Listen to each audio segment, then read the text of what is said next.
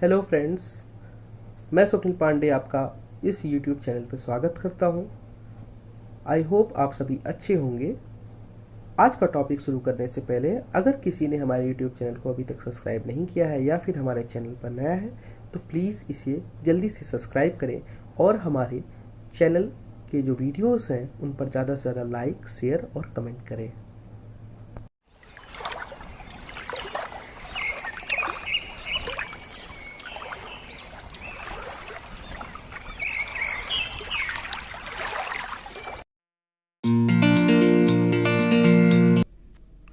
Hello students, today we are going to discuss about therapeutic action of drugs.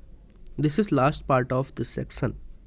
Previously we had discussed about anti-acid, antihistamine and neurologically active drugs. Today we will discuss about therapeutic action of antimicrobials and anti-fertility drug. First we will discuss about antimicrobials. Antimicrobials ऐसे drugs होते हैं जो micro organism जो कि pathogenic action रखते हैं उनको या तो कम्प्लीटली डिस्ट्रॉय कर देता है या फिर उनके डेवलपमेंट को प्रिवेंट करता है या फिर इन माइक्रोब्स के जो पैथोजेनिक एक्शंस होते हैं उनको इनहिबिट कर देता है, रोक देता है। ये माइक्रोब्स बैक्टीरिया हो सकते हैं, फंगी हो सकते हैं, वायरसेस हो सकते हैं और कोई अदर पैरासाइट्स भी हो सकते हैं। तो इन शॉर्ट पे हम समझना चाहें तो ऐसे सभी ड्रग्स जो माइक्रोब्स के पैथोजेनिक एक्शन को इनहिबिट करते हों या ऐसे माइक्रोब्स के डेवलपमेंट को प्रिवेंट करते हों या फिर डिस्ट्रॉय करते हों, उन सभी को हम एंटी माइक्रोबियल कहते हैं। अब हम जानेंगे type of anti microbial drugs की। The first one is antibiotics, the second one is antiseptics and the third one is disinfectant. First of all, we will discuss about antibiotics. Antibiotics ये ऐसे substances होते हैं जो completely या partially chemically synthesize किए जाते हैं। मतलब ये naturally occur नहीं करते हैं, इन्हें हम chemically synthesize करते हैं। और जब ये लो कंसंट्रेशन में होते हैं तो ये माइक्रो ऑर्गेनिज्म के ग्रोथ को या तो इनहिबिट करते हैं या उन माइक्रो ऑर्गेनिज्म को कम्प्लीटली डिस्ट्रॉय करते हैं। और ऐसा करने के लिए ये एंटीबायोटिक्स इन माइक्रो ऑर्गेनिज्म के मेटाबॉलिक प्रोसेस में इंटरफियर करते हैं। यानी ये जो एंटीबायोटिक्स हैं ये माइक्रो ऑर्गेनिज्म के मेटाबॉलिक प्रोसेस में इंटरफियर करके उनकी ग्रोथ को या तो रोक देते हैं या उनको डिस्ट्रॉय कर देते हैं। सो इन शॉर्ट अगर हम कहना चाहें तो ऐसे सभी सब्सटेंसेस जो केमिकली सिंथेसिस किए गए हों या तो पार्शियली या कम्प्लीटली केमिकली सिंथेसिस किए गए हों और अगर इनको लो कंसंट्रेशन में इनका यूज़ किया जाए तो ये माइक्रो ऑर्गेनिज्म के ग्रोथ को या तो इनहिबिट कर सकते हैं या उन माइक्रो ऑर्गेनिज्म को कम्प्लीटली डिस्ट्रॉय भी कर सकते हैं। ठीक है, okay. So we will move on the classification of antibiotics. Here we will know about the classification of antibiotics on basis of mode of microbial diseases. यहाँ पे दो टाइप में बांटा गया है, एक है बैक्टीरिसाइडियल और दूसरा है bacteriostatic. First we will discuss about bactericidal. Bactericidal ऐसे ड्रग्स होते हैं जो माइक्रो ऑर्गेनिज्म को कम्प्लीटली किल कर देते हैं हमारे बॉडी के अंदर, यानी drugs which kills micro organism inside the body are known as bactericidal. इनके एग्जाम्पल्स देखेंगे तो penicillin, amino glycosides and ofloxacin. Okay, so bacteriostatic क्या होता है? बैक्टीरियोस्टैटिक ऐसे ड्रग्स होते हैं जो माइक्रो ऑर्गेनिज्म को किल नहीं करते, उनको नष्ट नहीं करते, बस उनके फर्दर ग्रोथ को इनहिबिट कर देते हैं, रोक देते हैं। तो उन्हें हम क्या कहते हैं? बैक्टीरियोस्टैटिक। अब इसके एग्जाम्पल हम देखेंगे तो erythromycin, tetracycline and last one is chloramphenicol. Okay, so अब हम अनदर क्लासिफिकेशन पे चलेंगे। Classification of antibiotics on basis of its spectrum of action. इस बेसिस पे इनको 3 तरह से क्लासीफाई किया गया है। पहला है broad spectrum antibiotics, second one is narrow spectrum antibiotics and last one is limited spectrum antibiotics. So इस क्लासिफिकेशन को समझने के लिए हमें ये समझना पड़ेगा कि बैक्टीरिया कितने तरह के होते हैं। तो सबसे पहले इसको समझने के लिए हमारे पास 2 तरह के बैक्टीरियाज होते हैं। एक होता है ग्राम पॉजिटिव बैक्टीरिया एंड एक होता है ग्राम नेगेटिव बैक्टीरिया। तो हमको बेसिकली यही समझना है कि बैक्टीरिया कितने तरह के होते हैं, 2 तरह के होते हैं, gram positive and gram negative.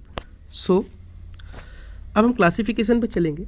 Broad spectrum antibiotics ऐसे एंटीबायोटिक्स होते हैं जो ग्राम पॉजिटिव और ग्राम निगेटिव दोनों तरह के बैक्टीरिया को नष्ट करते हैं।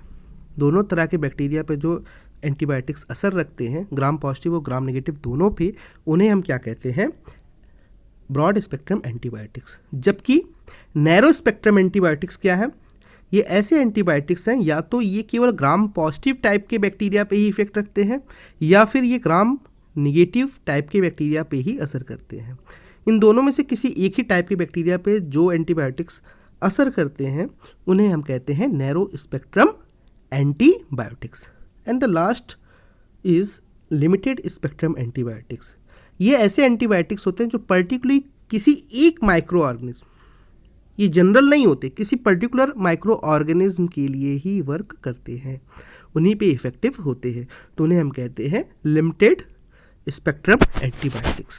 तो एक बार फिर से इसको थोड़ा समझने की कोशिश करते हैं।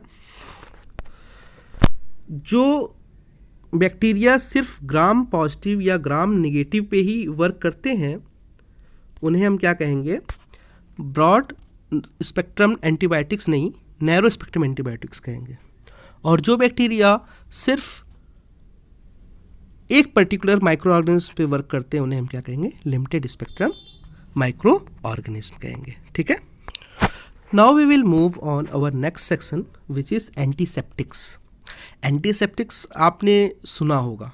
एंटीसेप्टिक क्या होते हैं ये पहले तो जान लीजिए। एंटीसेप्टिक सिर्फ लिविंग टिश्यूज़ पे वर्क करते हैं।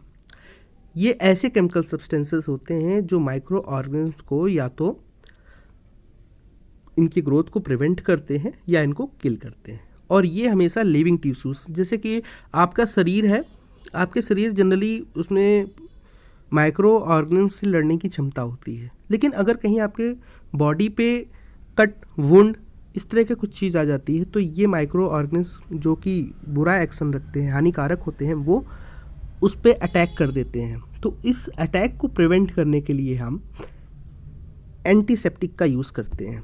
ये उस पर्टिकुलर एरिया में माइक्रो ऑर्गेनिज्म के फर्दर ग्रोथ को या तो प्रिवेंट कर देगा या वहाँ पे जो भी माइक्रो ऑर्गेनिज्म होंगे उनको पर्टिकुलरली किल कर देगा। तो ध्यान दीजिएगा, एंटीसेप्टिक सिर्फ लिविंग टिश्यूज़ पे ही वर्क करते हैं। इसकी एग्जाम्पल हैं फ्यूरासाइन एंड सुफ्रामाइसिन। सुफ्रामाइसिन का नाम आप सभी ने सुना होगा और अक्सर बचपन में जब कभी हम लोग को चोट लगती थी, आज भी लगती है, तो सुफ्रामाइसिन हम अपने वुंड पे लगाते हैं, तब पट्टी वगैरह करते हैं। ओके, अब डिटॉल। डिटॉल आप काफ़ी ज़्यादा इसमें परिचित है, मुझे इसमें बताने की ज़्यादा ज़रूरत नहीं है। हाँ, यहाँ पे मैं एक चीज़ ज़रूर आपको बता सकता हूँ कि ये जो डेटॉल होता है ये 2 तरह के केमिकल का मिक्सचर होता है। एक होता है क्लोरोजेलिनॉल एंड टर्पाइनॉल। इनके स्ट्रक्चर कुछ इस तरीके से हैं। तो इन दोनों केमिकल के मिक्सचर से बनता है डेटॉल। ओके, इसके बाद आयोडीन भी एक पावरफुल एंटीसेप्टिक होता है। दूसरा, अक्सर सोप्स कहा जाता है कि ये सोप पर्टिकुलर एंटीसेप्टिक है, तो इसमें क्या ऐसा हो जाता है कि जो नॉर्मल सोप है वो एंटीसेप्टिक बन जाता है। तो उसके लिए हम जानेंगे कि जो हमारा बिथियोनॉल है वो जब किसी सोप में ऐड कर दिया जाता है, उसको मिला दिया जाता है, तो हमारे सोप की प्रॉपर्टी एंटीसेप्टिक हो जाती है, यानी वो सोप भी इस लायक हो जाता है कि वो माइक्रो ऑर्गेनिज्म को या तो किल कर सके या डिस्ट्रॉय कर सके। इसके अलावा आप लोग जो भी कैरम वगैरह जो खेलते हैं वो अक्सर बोरिक एसिड का यूज़ करते हैं ताकि स्मूथ हो जाए। तो ये जो बोरिक एसिड है सिर्फ उसी काम नहीं आता। ये बोरिक एसिड का अगर हम डाइल्यूट एक्वस सोल्यूशन बना लेते हैं, अब एक्वस सोल्यूशन हम आपको समझा देते हैं कि एक्वस सोल्यूशन क्या होता है। जब हम किसी सब्सटेंस को का वाटर सोल्यूशन बनाते हैं तो उसे हम एक्वा सोल्यूशन कहते हैं, ठीक है। तो बोरिक एसिड का जो डाइल्यूट एक्वा सोल्यूशन होता है वो हमारी आंखों के लिए एक वीक एंटीसेप्टिक होता है। ये देखिए यहाँ पे स्ट्रक्चर है बिथ्योनॉल का, ओके, जो कि सोप में ऐड करने पे उसकी एंटीसेप्टिक प्रॉपर्टी को बना रहा था। अब हम बात करेंगे डिसइंफेक्टेंट का। तो देखिए इसके पहले आपने पढ़ा एंटीसेप्टिक, तो एंटीसेप्टिक और डिसइंफेक्टेंट में सिर्फ एक ही अंतर है। तो डिसइंफेक्टेंट इस तरीके से क्या हुआ कि एंटीसेप्टिक लिविंग टिश्यूज़ पे यूज़ होता है और डिसइंफेक्टेंट नॉन लिविंग टिश्यूज़ पे होता है। कई केमिकल सब्सटेंसेस होते हैं जब उनको लो कंसंट्रेशन में हम यूज़ करते हैं तो वो एक अच्छे एंटीसेप्टिक होते हैं, लेकिन जब उनका कंसंट्रेशन हम थोड़ा बढ़ा देते हैं तो वो क्या हो जाते हैं, डिसइंफेक्टेंट। तो डिसइंफेक्टेंट नॉन लिविंग थिंग्स पे यूज़ होता है, जैसे कि आपके बाथरूम में या फिर आपके फ्लोर पे ज़मीन को साफ़ करने के लिए आप भी इसका यूज़ करते हैं। तो डिसइंफेक्टेंट के बारे में जानेंगे कि डिसइंफेक्टेंट ऐसे केमिकल सब्सटेंसेस होते हैं जो माइक्रो ऑर्गेनिज्म को किल करते हैं, नष्ट कर देते हैं, पर ये लिविंग टिश्यूज़ पे वर्क नहीं किया जाता है, इसको अप्लाई नहीं करते क्योंकि ये क्या है, हानिकारक है हमारे लिविंग टिश्यूज़ के लिए भी, ठीक है। लेकिन ये नॉन लिविंग थिंग्स पर यूज़ किया जा सकता है, जैसे फर्श साफ़ करना है, बाथरूम साफ़ करना है, तो उसमें इसका यूज़ कर दिया जाता है, ठीक है। चलिए अब यहाँ पे आप देख सकते हैं लाइजॉल, ये एक अच्छा डिसइंफेक्टेंट होता है, अक्सर घरों में इसका यूज़ होता है। हाँ, एक एग्जांपल है क्लोरीन का, जब 0.2 या 0.4 ppm, अब यहाँ ppm समझ लीजिए पार्ट पर मिलियन, ये कंसंट्रेशन को रिप्रेजेंट करने का एक मात्रक है, ठीक है।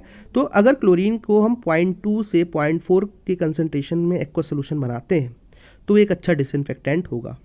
वैसे ही सल्फर डाइऑक्साइड को भी अगर हम लो कंसंट्रेशन में यूज़ करते हैं तो वो भी एक अच्छा डिसइंफेक्टेंट होता है, ओके।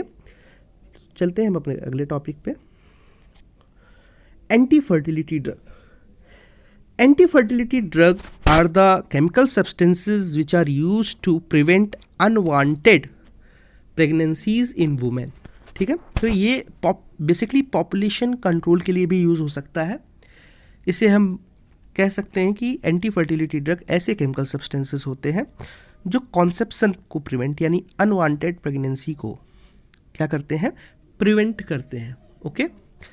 और ये करते कैसे हैं, ये ओव्यूलेशन को सप्रेस करके ऐसा करते हैं, ओके।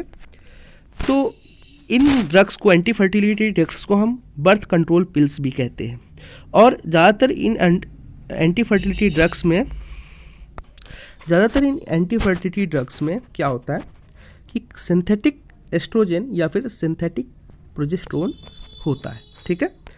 अब हम देखते हैं इसका एक एग्जाम्पल, नोरेथिनरोन और नोवेस्ट्रॉल, ये दोनों ही क्या हैं, एक अच्छे एंटी फर्टिलिटी ड्रग हैं। तो मेनली एंटी फर्टिलिटी ड्रग का एप्लीकेशन यही है कि अगर अनवांटेड प्रेगनेंसी है और उसको हम अवॉइड करना चाहते हैं तो ये एंटी फर्टिलिटी ड्रग को हम लोग यूज़ करते हैं, okay. So this is our today's topic, thank you so much.